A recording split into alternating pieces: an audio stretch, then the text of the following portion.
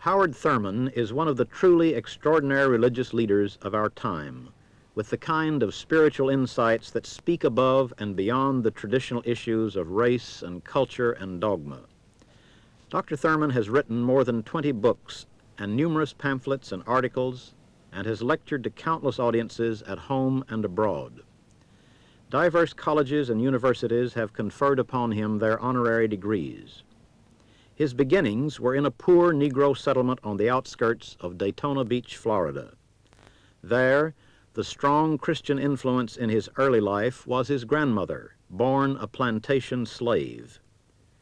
He broke through severe restrictions of the day to qualify for high school and went away from home to a segregated Baptist academy in Jacksonville, and later to all-black Morehouse College in Atlanta, where he majored in economics. However, religious concerns drew him into theological studies at Rochester Seminary and later into a career of preaching and teaching. He was professor of religion and dean of the chapel at Howard University, America's leading predominantly black university in Washington, D.C.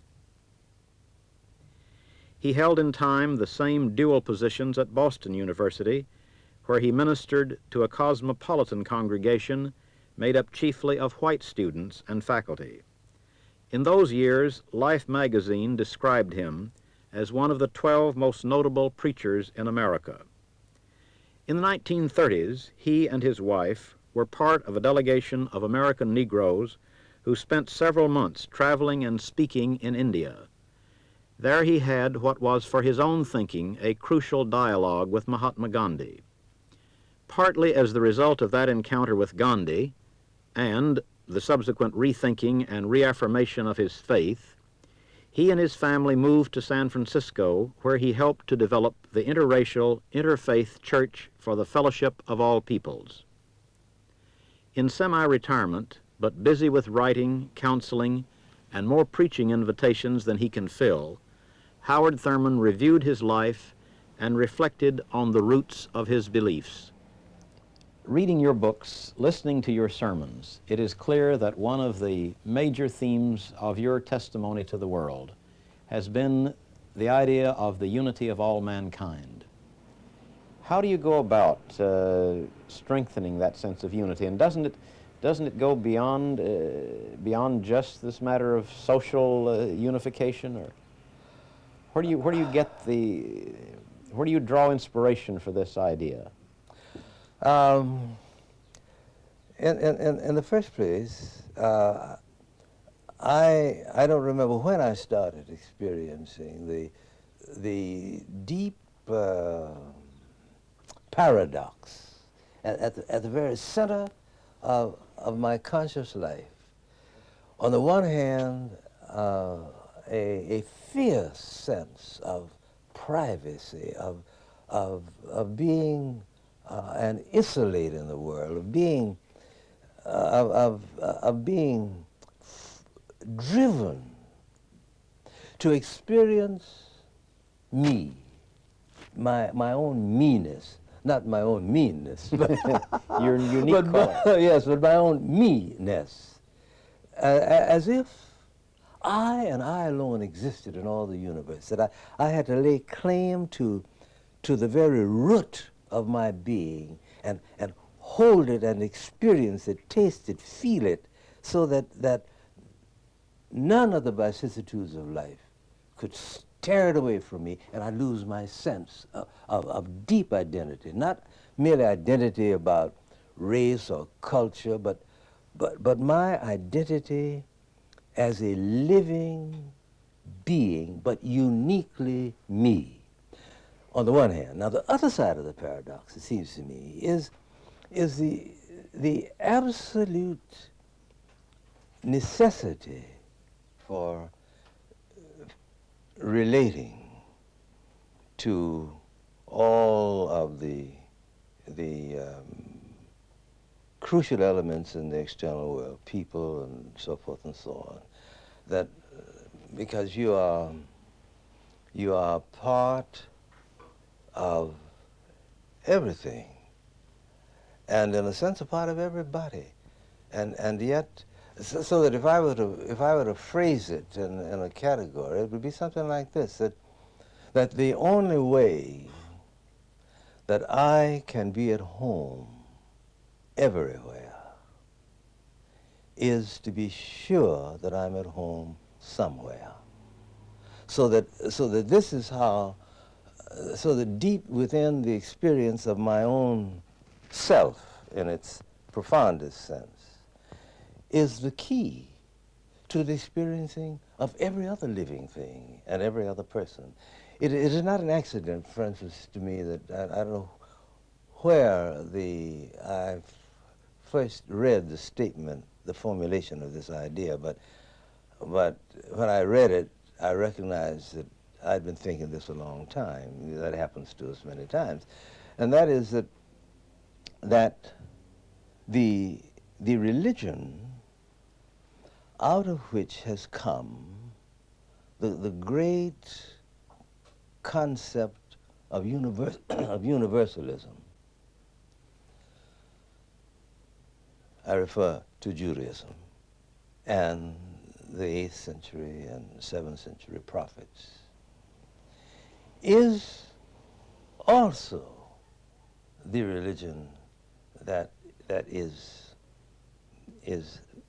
very in its genius a very private, exclusive, unique religion that within the tight circle of uniqueness,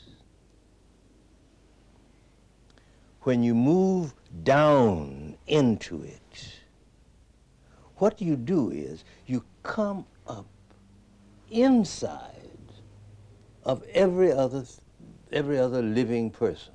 You don't go this way, which I think is the way of the sociologist, the political philosopher, but the way of the man of religion, it seems to me, is that he goes down in himself, and what he discovers there, he universalizes, so that when he looks into the face of a man, he sees his face.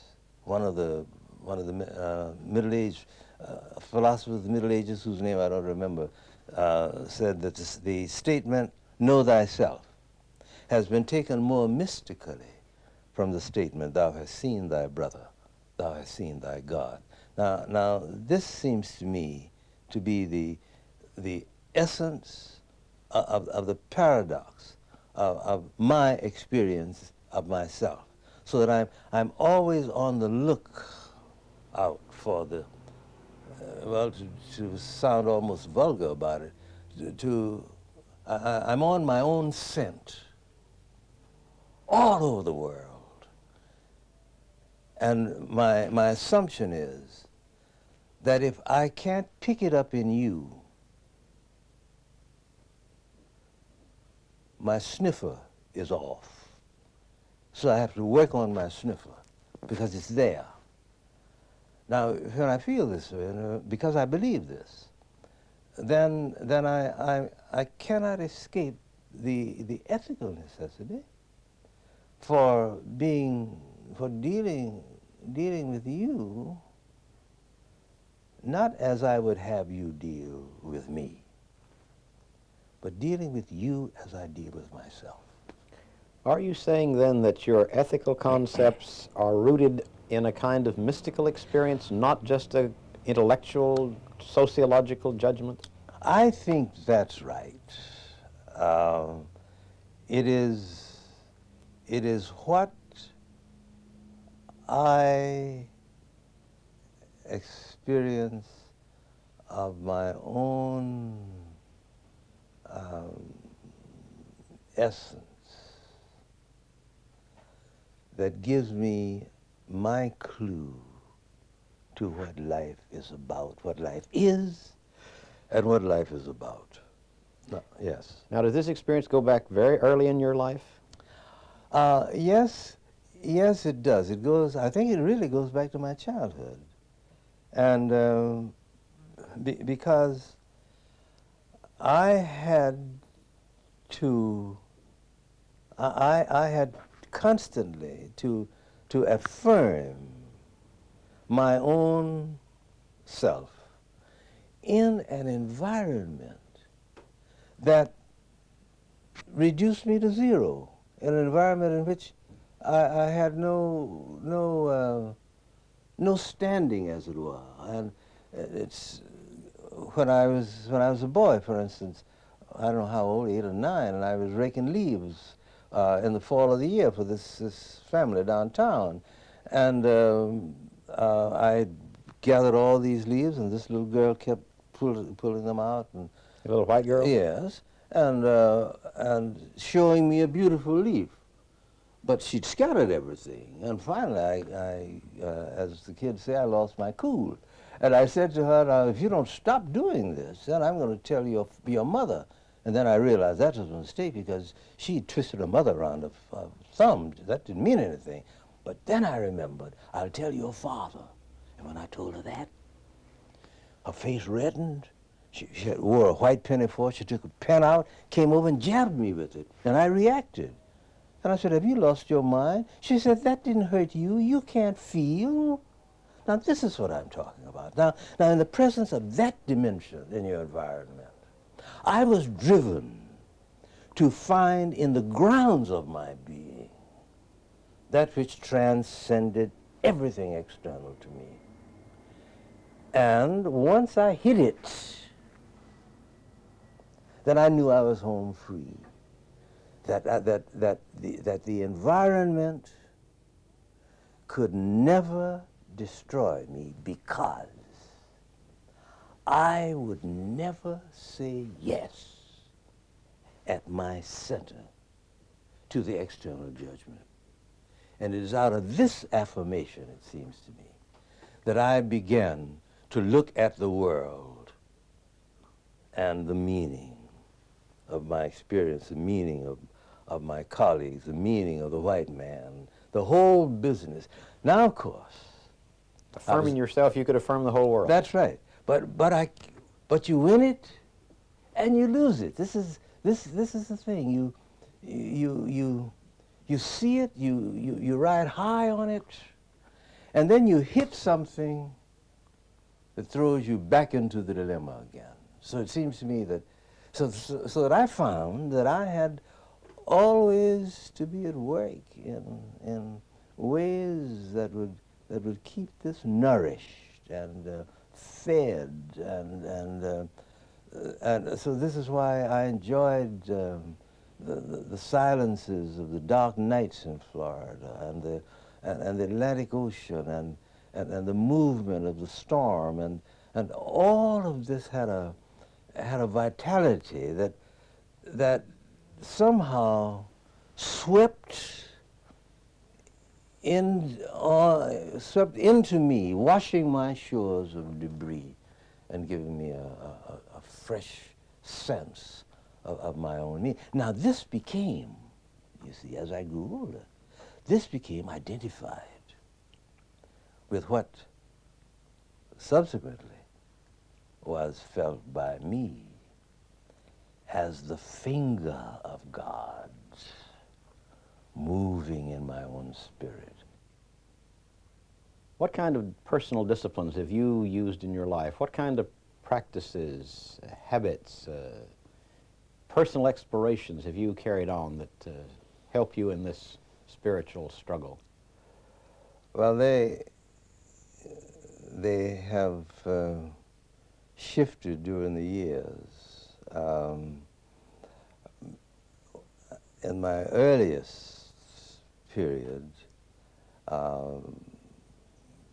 prior to going to high school, the thing that meant most to me was what I would call now meditating alone, either in the woods or along the shores of the Atlantic or whole days in my boat, fishing, that whole nature context. As I grew older, I began working at particular things. For instance, I don't know whether you remember this in your earlier life, but there was a time in YMCA, YWCA circles when the morning watch was the great word. You would get up at 6 o'clock in the morning and have a devotional service. I tried to structure myself, but there's something about me that doesn't lend itself to that kind of structure. So I abandoned it, and I began to work out a lot of little things. For instance, in all of my reading, I'm always on the search for a moment in the writing of the particular book when a kind of essence comes through the mind of the man. It may have nothing to do with the whole march of his ideas, but suddenly the smell of ammonia hits you. Then I write that out. Crucial phrase or sentence. Yes. For instance, I have a book here, the Mumford's Life of Melville. Now, in the prologue to that, there's a paragraph. Now a paragraph has nothing to do with anything that may be going on in anybody's mind about anything. But when my mind gets blocked or my spirit gets all congested and I can't move or breathe, I can take this thing down and read it. And when I read it, I begin to breathe again. Now why, I don't know.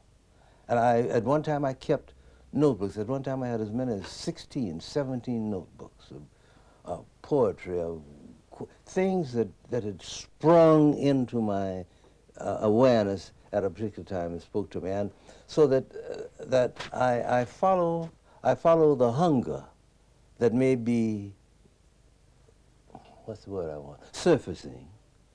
Now, in your search for universals, in the religious search of all people, what role do you find prayer and meditation really playing? I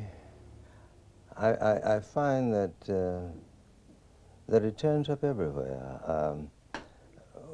For instance, when I went to West Africa to teach for a half year, I picked up on board ship a book on elephants. And one of the things that amazed me was this man had a whole section on aspects of the prayer life of elephants.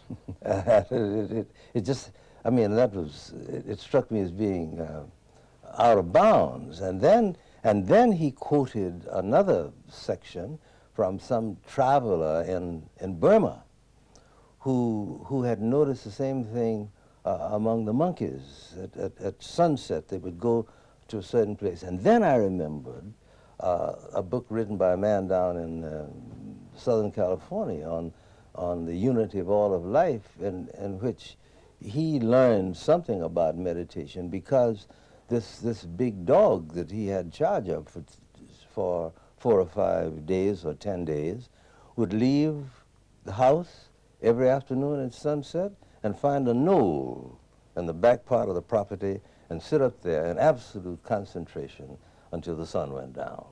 And when he joined him, he discovered that something happened to him that was a part of what was happening to the dog, that was a part of the sunset. So that, I mean, you can do all sorts of things with it. So that I have a feeling that the hunger of the heart is the hunger of the heart.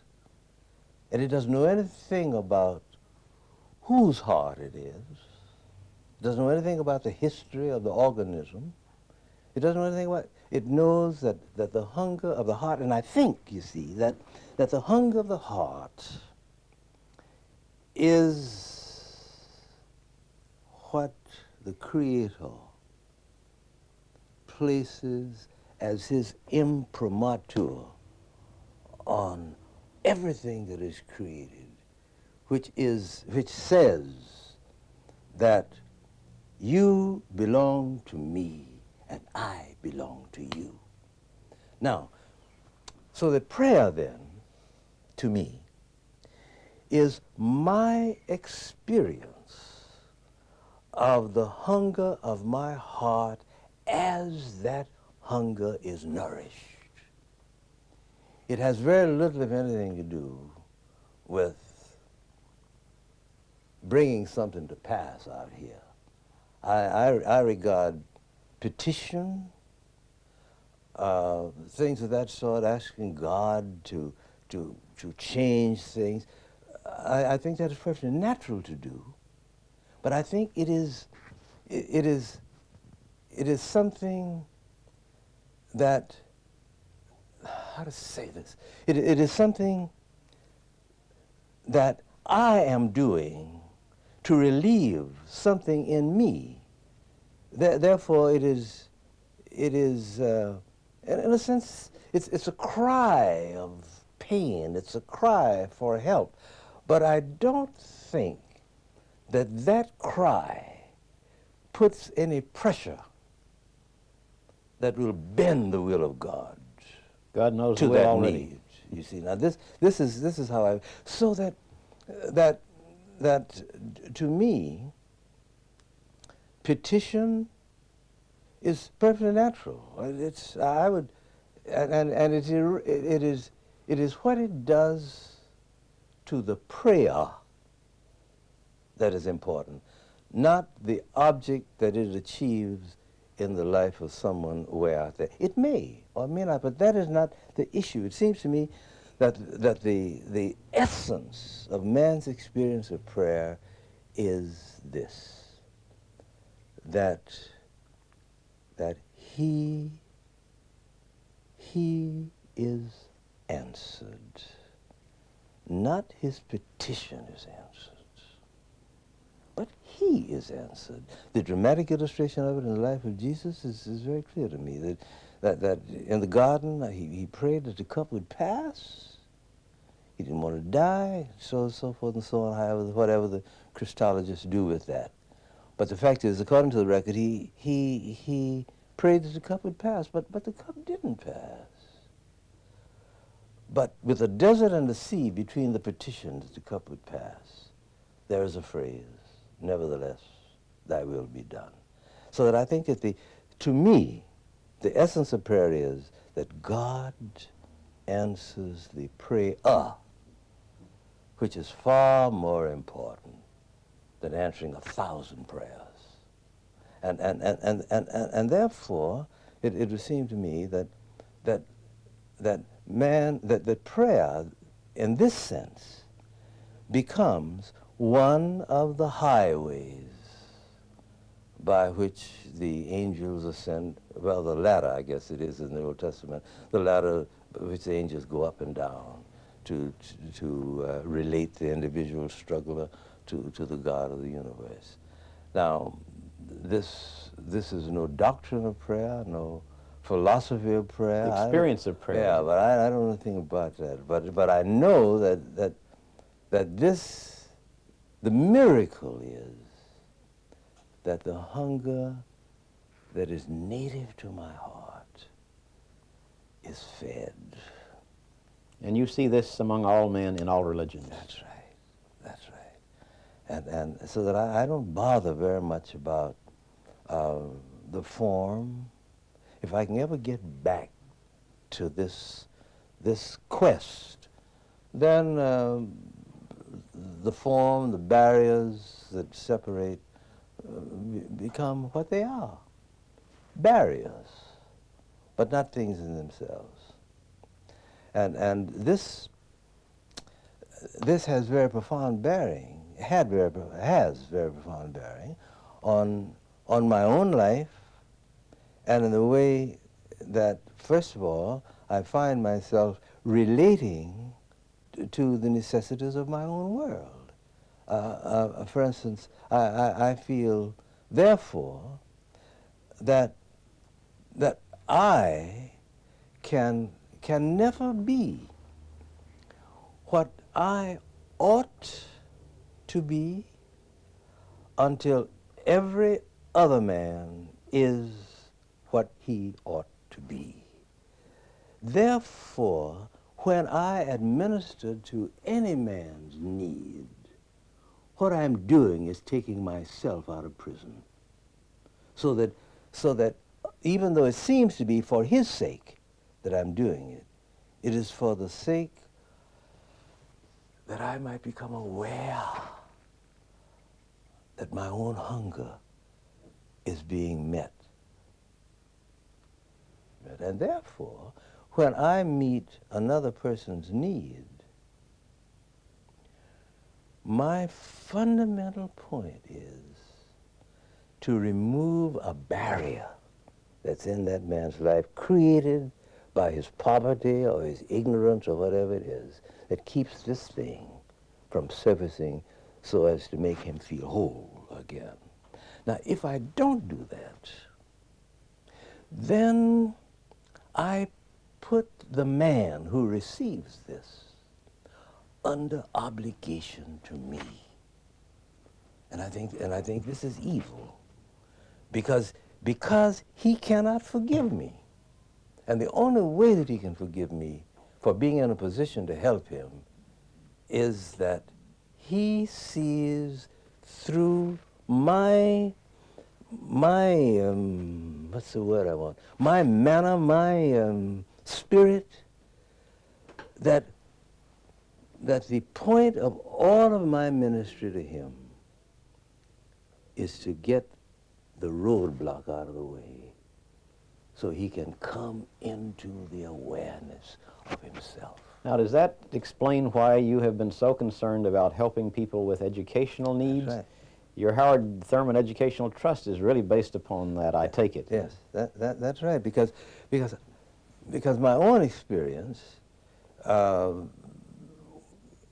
the early days when for 2 or 3 years I dressed out of what we called the missionary barrel, the barrels of clothes that came from New England down to our school, there's always a deep sense of resentment about this, because I felt that I was the object of charity, and I wanted to, and I had a certain kind of hostility because I was receiving this, and I wanted to learn how the necessities of people could be relieved and their dignity held intact, so that the what I'm calling the hunger of the heart, which is the thing that unifies, it seems to me, all forms of life, could surface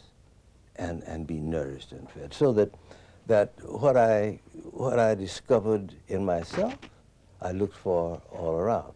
Now, one of the points at which this came to me very early, and as far as other forms of life, excuse me, was concerned, I went across the meadow to see one of my friends, and when I came into the yard, he was, his father rapped on the window, telling me to come around, come through the front door.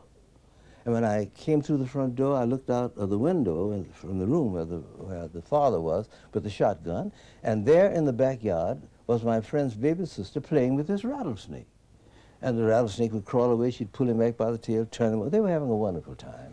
And so I was stationed out on the other side of the house, and my buddy was on one side.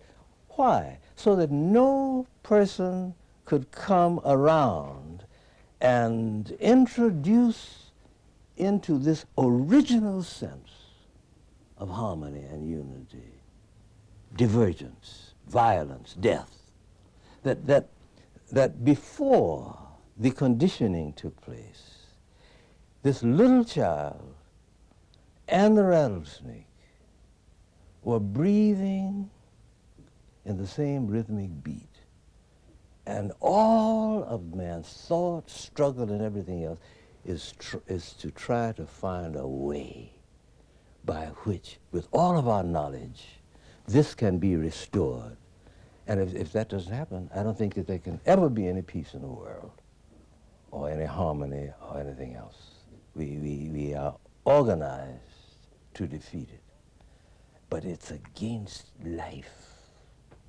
And if it's against life, I think it is doomed. If it's against life, it's against God. It's against God, it can't stand. On your bookshelf there, I see a book, the title of which is Beyond Racism. I think it's by Whitney Young. That title is a kind of symbol of your own life, of going beyond racism, and yet you've had to live with this problem of racism all through your life, and it's still with us.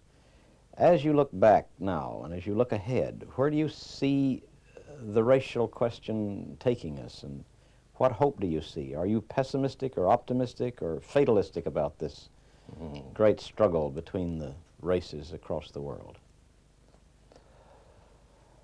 That's,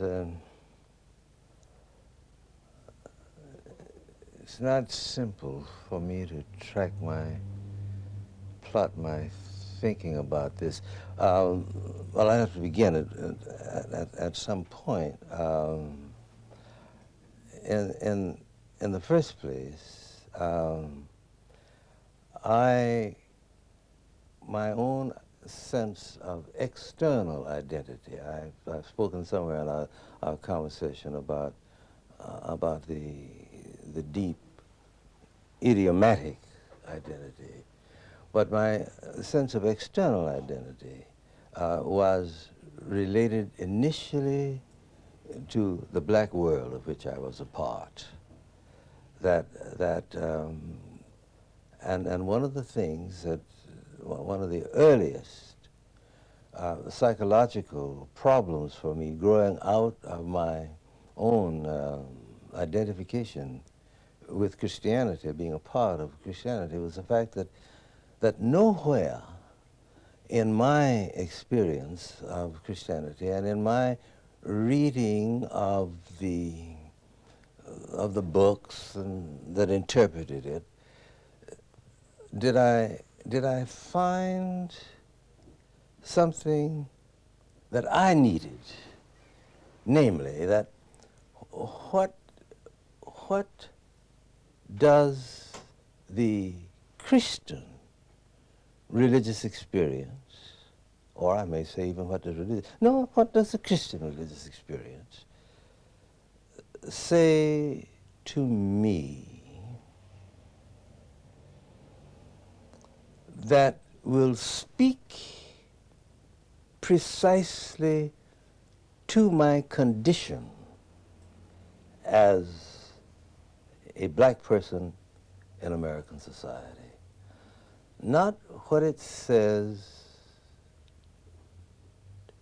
about the attitude that other people in the society who were not black should take towards me because I am black. That's another issue entirely. But what does it say to me with my back against the wall? And I began searching because I had to find an answer to this, and I referred to it earlier in our conversation about my days in the seminary. And I remembered many things from my past now, and one of them was that I was not aware of any sermons or anything of that sort being addressed to that particular situation. And yet, so I began looking first into Negro spirituals, because something had made it possible for the slave cut off from all of his roots to survive, to hold himself in some vast immunity against the violences of his environment. So I began looking to the spirituals because, as a boy, when my church sang the spirituals, something stirred in me that had nothing to do with where I was, what I was, but something that even in the most naive sense gave me a feeling that as long as I could feel this, I could stand anything that the environment could do to me. You remember a particular spiritual that had that effect? Oh,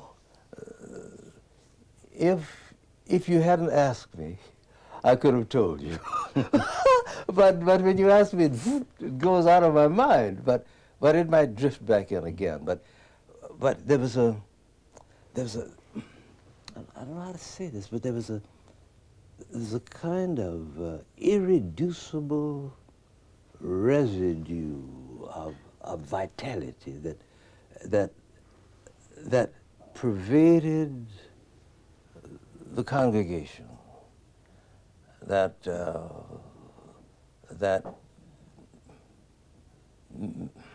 addressed itself to, that made me know that this need that I had was being met in the same way that late at night walking along the shores of the Atlantic, watching the stars and listening to the rhythm of the waves had done.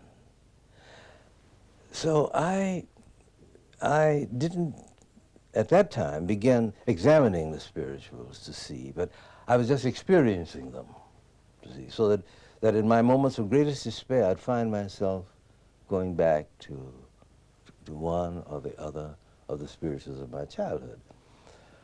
Now, the first place that I began to look for clues that would have bearing on the social struggle, now this is what we're talking about, was in the things that happened in my own world and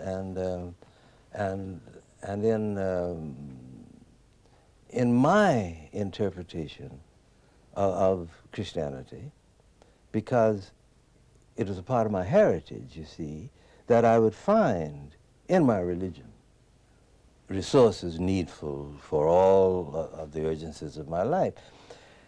And when I began to study the life of Jesus, I found more and more that there was a dichotomy between the life of Jesus as I read it in the Gospels and what had happened to Jesus in the experience of the Christian community. And this flowered, as I've mentioned a couple of times before, in my research, in my work in the seminary. And it was then that I hit upon the notion that for my own mind's sake, for purposes of reflection and teaching, I would have to find out what was the word that the religion of Jesus had to say to the man with his back against the wall. You have spoken of the love ethic as Jesus' technique for survival in a hostile world. How do you document that idea in terms of the world's life and your own life? The first thing that was necessary for me in this regard was to see if I could get any insight into precisely what the love ethic was to Jesus. And if I were to summarize it in almost a categorical phrase, it would be to deal with another human being at a point in that human being that was beyond all of his faults and all of his virtues.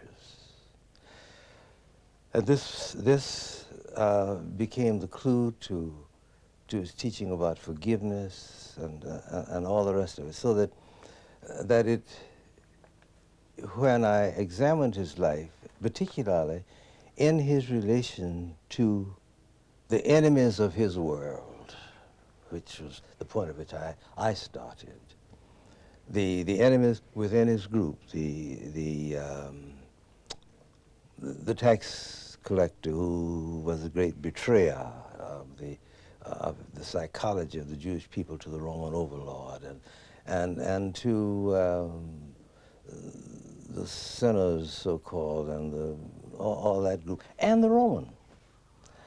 And it seems to me, as I examined all of this, that he was trying to find all the time the thing that was so central, so germane, so idiomatic, so much a part of the context of the other person,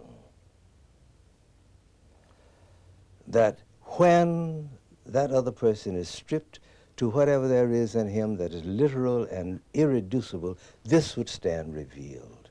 And it was, and if the deepest thing in me then could address itself to the deepest thing in the other person, going past all the things about him that I didn't like, the things that were bad or difficult, whatever they were, then the deepest thing in me and the deepest thing in him would flow together. And then, when that happens, I could reclaim any distorted relationship between us. And so I began trying to work this out, because if it couldn't work in my world, then it meant nothing to me, however wonderful it was.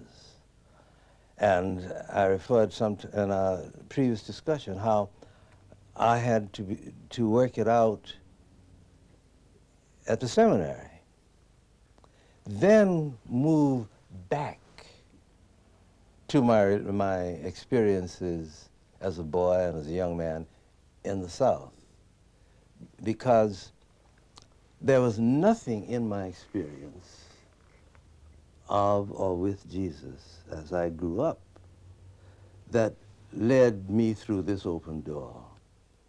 It all was symbolized for me in something that happened when I finished seminary. Well, one of the most precious friends I've ever had or will ever have in life gave me a photograph of a little black boy seated on the steps of a hut somewhere in the South, ragged, with his hands in his head like that, depressed, and I had it framed and placed where always I could look at it when I raised my eyes from my desk, because it said that it did not matter what happened to me, it really hadn't happened until it affected him. Now, I had to establish that within my experience of the black community before I could work out any levels of identification for this thing in the larger world. So that what I discovered then about the no, that's wrong. My discovery of this was illumined by what I had begun to understand about the ethical impact of the religious experience of Jesus on his life as a Jew in Palestine. And this became, to me, the one differentiating thing that was unique about my experience of the Christian ethic. And standing within that, wherever I met it, in any religion in the world, the language was the same. And this gave me a sense of feeling at home. And it had to also to deal with the kind of despair that closes in upon you when you're trying to relate your life to the larger life without contamination of yourself. One of the questions that we all have to wrestle with is the question of hope or despair. You know, a whole theology is developed about hope, but you've expressed this for years. What have been the well springs of your sense of hope?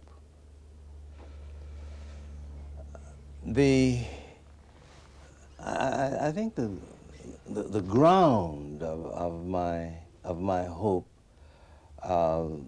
that may be expressed in terms of a category is that the contradictions of life, whatever they may be, of whatever character, are never final.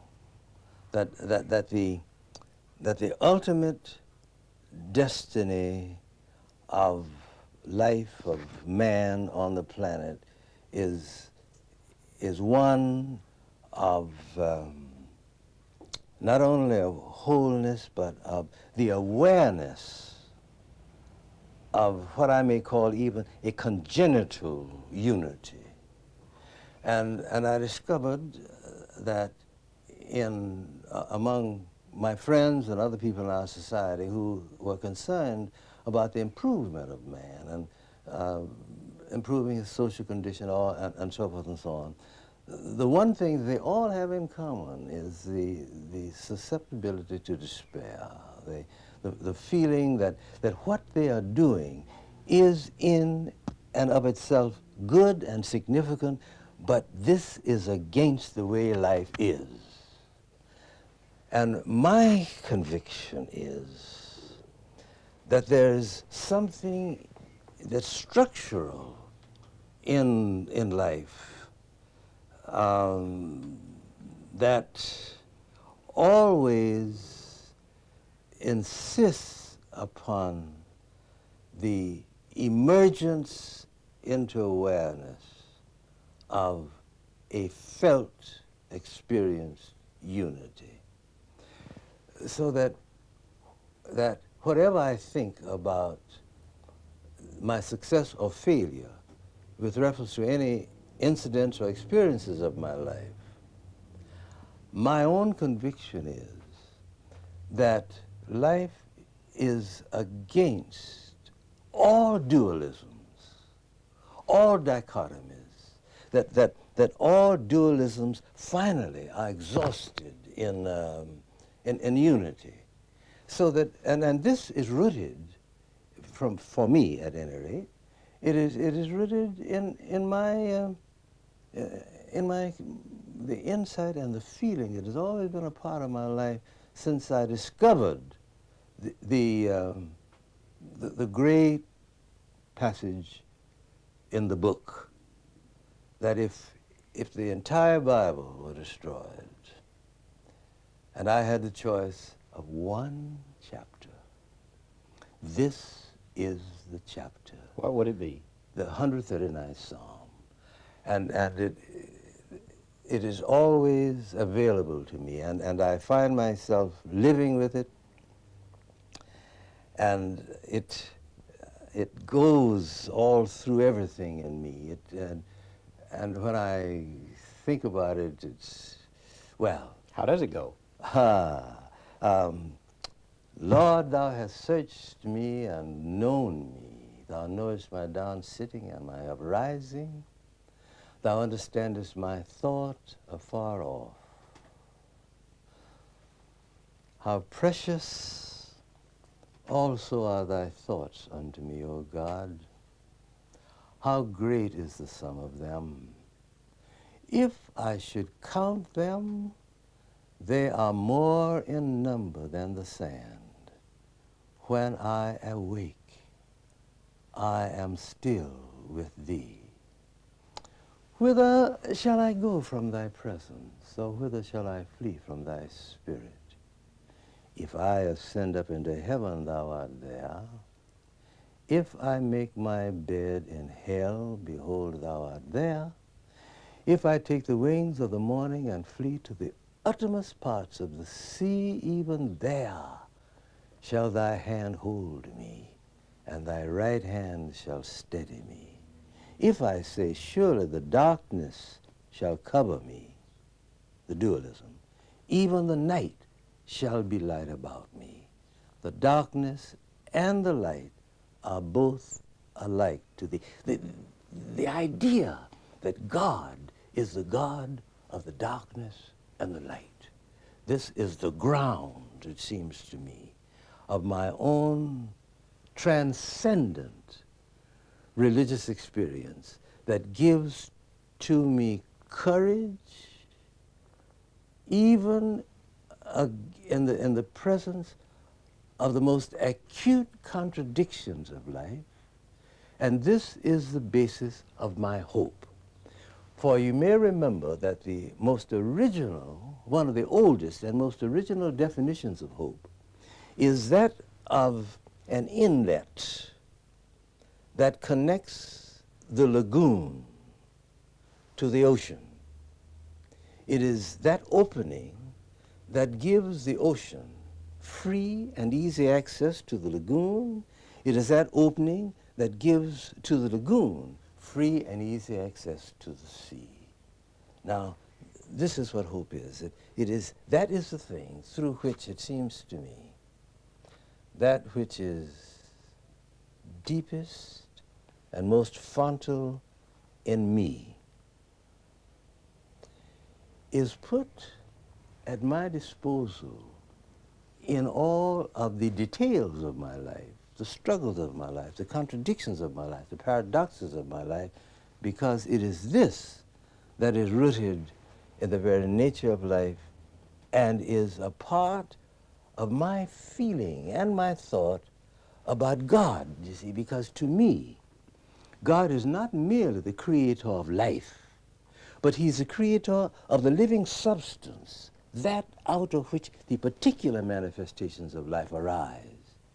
He's not only the creator of the living substance, but he is the creator of existence. That is, and my mind can't deal with this, that he bottoms existence. Therefore, the deeper down, as it were, that I go, the more into him I find myself. So that when, therefore, I pray, going back to that for a moment, it means that I am stripped to whatever that is literal in me, in the presence of God. And the degree to which I experience that, I know now with my mind, as well as my feeling tones, that no categories of classification, faith, belief, none of the categories have any standing in the presence of this transcendent experience. Because I think that whether I'm black, white, Presbyterian, Baptist, Buddhist, Hindu, Muslim, that in the presence of God, all these categories by which we relate to each other fade away and have no significance whatsoever, because in his presence, I am a part of him being revealed to him. And anything that I do that blocks that, from my point of view, is sin, because it is against God, because it is against life. And whenever in my experiences with my fellows, this can be awakened, then a door between us is open that no man can shut, because, you see, I feel that the only and ultimate refuge that any man has in this world is in another man's heart. So my feeling is my heart must be a swinging door.